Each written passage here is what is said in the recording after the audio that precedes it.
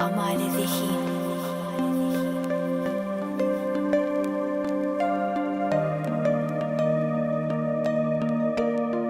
Sen gerek ömrüme, yüreğime, koy elin elime. Evidim, baht kuralı bile, bilecek sen gereğim. Sen gündüzüm, sen yıldızım, bak gecesi kara gözüm, durmuşumun ertesi. Baktım sen olmadan dünyama, yüreğim sensiz sevim manisine mi?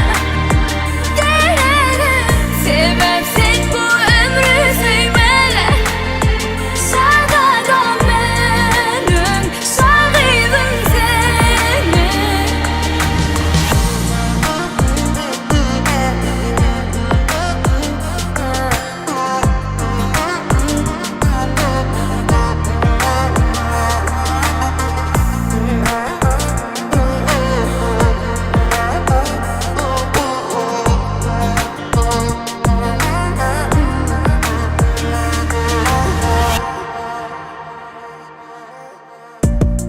Aliyar men erkimi,